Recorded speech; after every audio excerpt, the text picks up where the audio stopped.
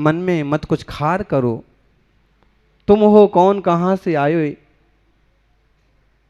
थोड़ा कुछ तो विचार करो। सिर्फ एक जीवन को लेके दंगा मचा रखा है। जरा ये भी तो विचार करो कि जीव आया कहां से है, ये शरीर पाया कहां से है, और आगे जाना कहां है। दुश्मन बना बना करके जाना है कि लोगों का प्यार लेके जाना है। अजात शत्रु, जिसका कोई दुश्मन नहीं, ना राजनीति में, ना समाज में, ना परिवार में, ऐसा सॉफ्ट जीवन कि कहीं भी सेटल हो जाते हो, सब कुछ करते हुए भी सबका प्रेम पाने की ताकत रखते। ऐसे लोग बहुत कम होते हैं। उन कम लोगों में आप सब लोग भी शामिल हों, ऐसी हमारी भावना है।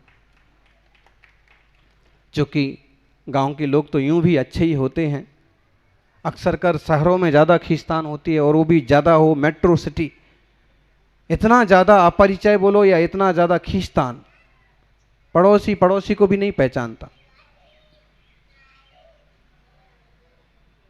इस मामले में आप लोग सौभाग्यशाली हैं कि 5,000 7,000 की जो भी आबादी है, छोटा बड़ा जो भी गांव है, एक प्रेम है, एक प्रीति है, एक अपनापन है, एक दूसरे के सुख दुख को समझते हैं, इसमें शामिल होने की कोशिश करते हैं। संवेदनशीलता बहुत ज़रूरी है। कई बार तो संवेदनहीन लोग अपने माँ बाप को भी कहाँ का कहाँ छोड़ देते। नहीं, हम तो जानवरों पर भी दया करने वाले लोग हैं, किसी पशु पंछी को भी नहीं सताएंगे। मनुष्य की तो बात बहुत दूर है। सज्जनों, विचार बदलना, जीवन बदल जाएगा। कुम्हार गीली मिट्टी अच्छे से तैयार कर रहा था और कुछ ऐसे रूप देने लगा कि जिससे चिलम बनाई जा सके। तभी कुम्हारन, उसकी पत्नी अंदर से बाहर आई और उसने कहा, आप क्या कर रहे हैं? आज मिट्टी से क्या बनाना चालू किया? कुम्हार ने कहा कि बाजार में चिलम का बहुत फैशन आया है, चिलम बहुत बिकती है, मैं चिलम बना रहा हूं। पत्नी ने कहा, चिलम बनाने से क्या होगा? आप गर्मी के दिन हैं, सुराही बनाओ, बहुत ज्यादा बिकेगी, ज्यादा लाभ होगा। कुम्हार के मन में बात आए, बात सही है। और उसने जो मिट्टी उस ढंग की तैयार की थी, वापस गूंथ करके उसने सुराही बनाने की तैयारी चालू की। अब मिट्टी ने पूछा,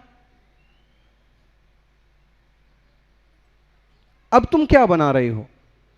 अभी तो चिलम बना रहे थे, अब क्या बना रहे हो? कुम्हार ने कहा, मेरा विचार बदल गया और अब मैं चिलम नहीं बनाऊंगा, अब मैं सुराही बनाऊंगा। मिट्टी बोली, तुम्हारा तो केवल विचार बदला, मेरा तो जीवन बदल गया।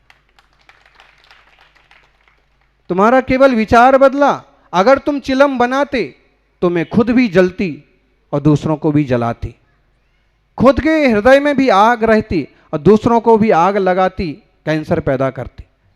अब तुम सुराही बनाओगे तो ठंडे पानी से खुद भी ठंडी रहूंगी और जो भी पानी पिएगा उसको भी ठंडा करूंगी।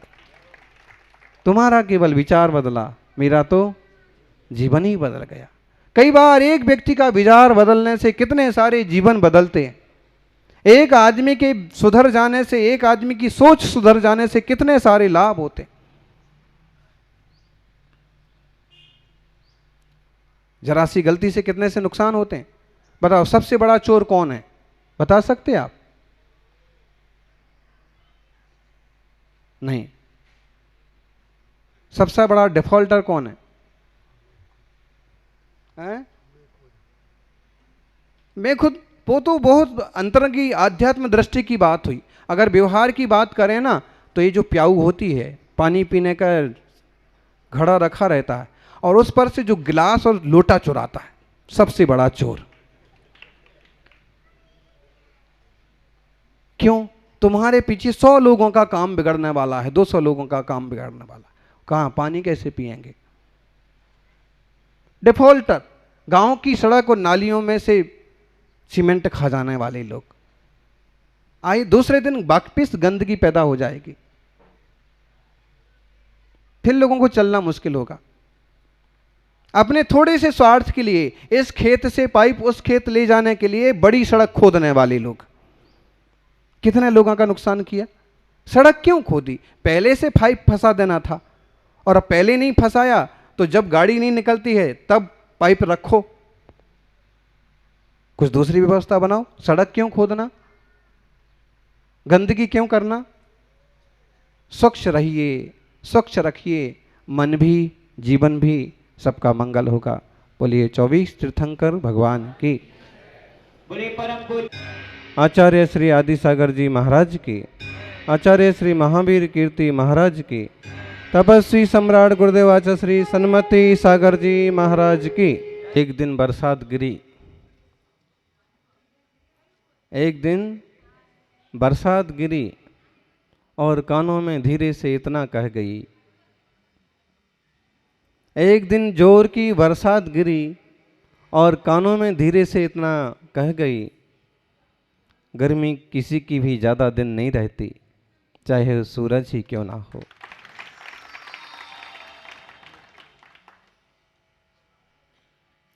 एक बारिश गिरती है और सूरज की गर्मी भी शांत हो जाती है। ये तो हम जैसे संसारी लोग ऐसे हैं कि लाख उपदेश सुनने के बाद भी हमारी गर्मी शांत नहीं होती।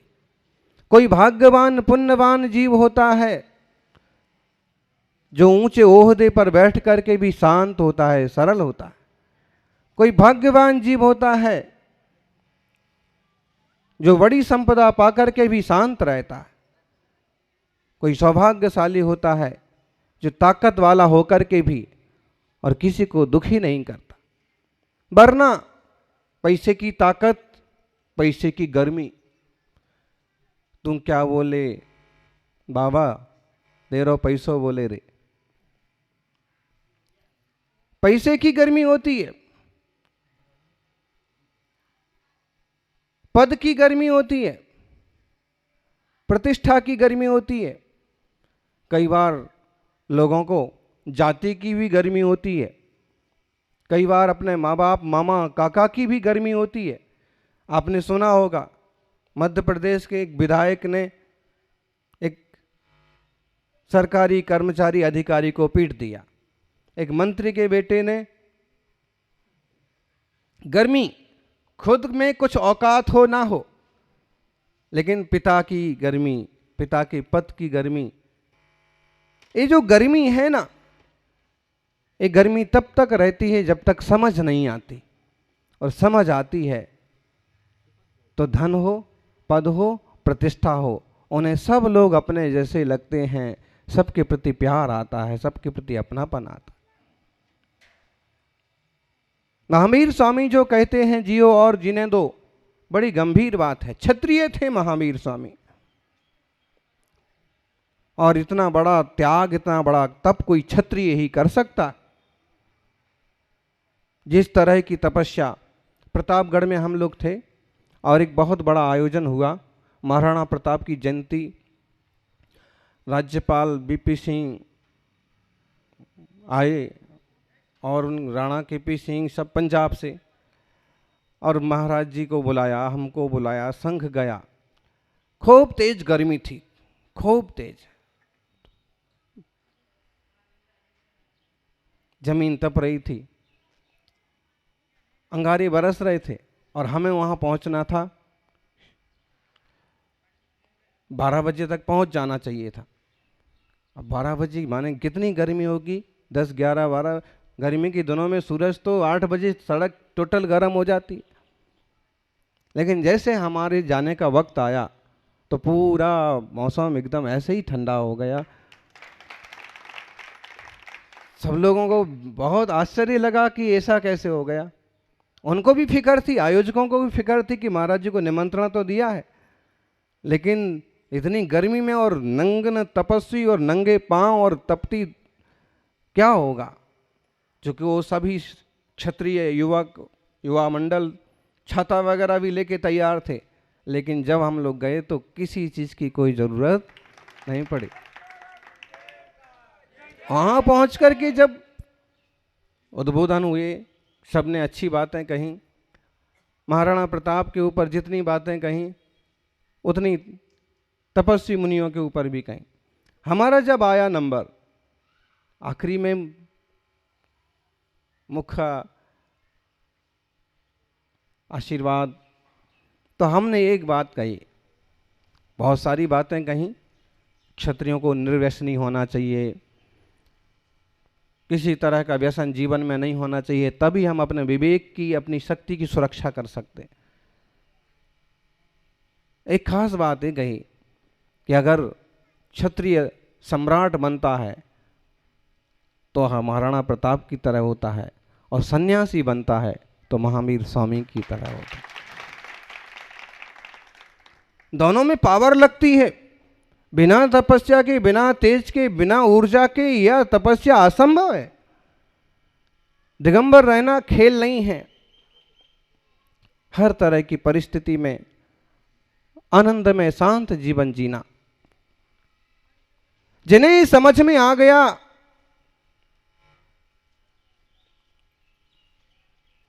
कि कोई छोटा बड़ा नहीं है, सब चैतन्य आत्माएं हैं, सब में भगवान विराजमान है, उनकी गर्मी आपो आप शांत हो जाती है। कुछ बड़े बड़े लोग इतने विनम्र मिलते हैं। गांधीनगर हम लोग थे, नरेंद्र मोदी के छोटे भाई आए, बड़ी विनम्रता से, आपको एक बार हमारे घर पधारना है, जिधर से आपका निकलना है उधर ही हमारी माँ, नरेंद्र भाई की माँ रहती है, आप 2 मिनट भी पधारोगे तो हमारे लिए बहुत बड़े पुण्य का, बहुत बड़े सौभाग्य का पल होगा। जरूरी नहीं है कि किसी के घर में कोई बड़ा व्यक्ति हो और कोई संपन्न हो, शक्ति संपन्न हो और गर्म ही हो। अगर समझदार व्यक्ति है तो वह बहुत विनम्रता से पेश आता है। बल्कि फल से लदे हुए पेड़ तो और ज्यादा झुक जाते।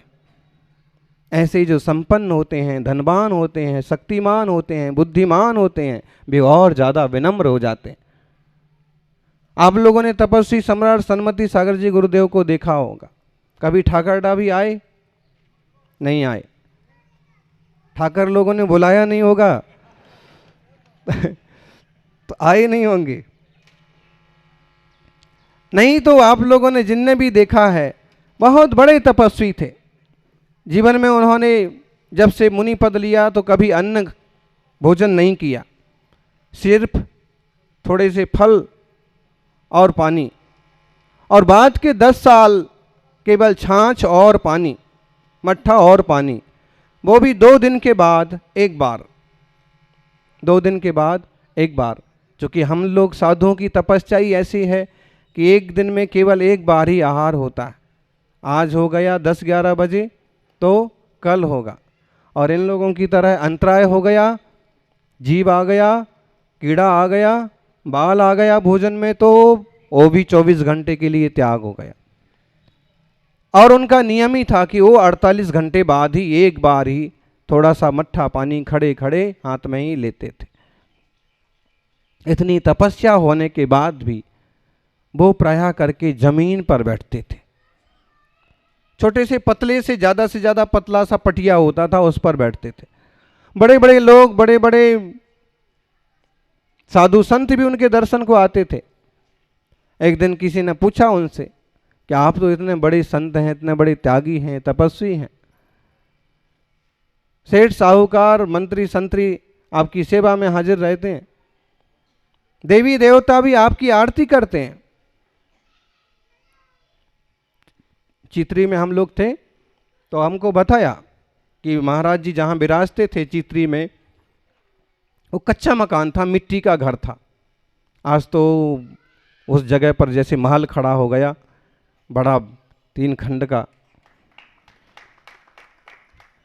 लेकिन जब वो बैठते थे वहाँ तो वहाँ पर, और जब रात में वो ध्यान करते थे 12 बजे भी ध्यान में खड़े होते थे तो 3-3 बजे तक खड़े रहते थे। और तब पीछे रहने वाले ब्राह्मण परिवारों ने जो देखा, उनके मकान एक जस्ट पीछे थे, तो वो ध्यान में रहते थे और उनकी आरती, देवी माँ देवता उनकी आरती, तपस्वी की आरती। और फिर वो गांव के लोग बताते थे कि तुम लोग तो सोते रह जाते हो, इन गुरुदेव की आरती तो देवता भी करते हैं, हमारे घर तक ढोल मजीरे की आवाज आती है।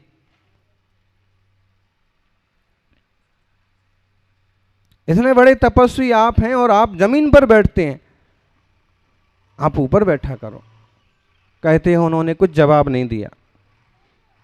फिर पूछा आप जमीन पर क्यों बैठते हैं, धरती पर ही क्यों बैठते हैं? फिर जवाब दिया एकदम छोटा सा, बोले धरती पर बैठने से, धरती पर बैठने वाला कभी गिरता नहीं है। कुर्सी पर पाटे पर बैठा हुआ व्यक्ति, ऊंचा बैठा हुआ व्यक्ति तो कभी गिर भी सकता है, लेकिन जो धरती पर बैठा है वो कभी गिर नहीं सकता। जो पहले ही से विनम्र है, निरहंकारी है, सबके प्रति प्रेम और मैत्री की भावना रखता है, वो कभी गिरता नहीं है, नजर से नहीं गिरता, सम्मान बना रहता। अभी देखा ठाकुर साहब आए, कई सारे लोग खड़े हो गए। कहना नहीं पड़ता है, व्यक्ति का अपना वजन होता है, व्यक्ति के अपने विचारों का वजन होता है, अपनी सोच का वजन होता है, अपने व्यवहार का वजन होता है। देखो मुनिराज निकलते हैं, रास्ते में कोई भी हो, लोग खड़े हो जाते हैं, जबकि उनके पास कुछ डराने धमकाने के लिए भी कुछ नहीं है। डरा धमका करके हम किसी से सम्मान नहीं पा सकते हैं। डरा धमका करके हम गुलाम तो बना सकते हैं, लेकिन अपना नहीं बना सकते। अपना बनाना है तो प्रेम चाहिए, अपना बनाना है तो अपनापन चाहिए। हमारे भाई हैं, ये पूरा गांव हमारा है, ये सारे हमारे लोग हैं, एक अपनापन सबके। तो अपन ये कोशिश हमेशा रखें, किसी तरह की गर्मी, किसी तरह का अहंकार, किसी तरह का ईगो अपने जीवन को न छुए।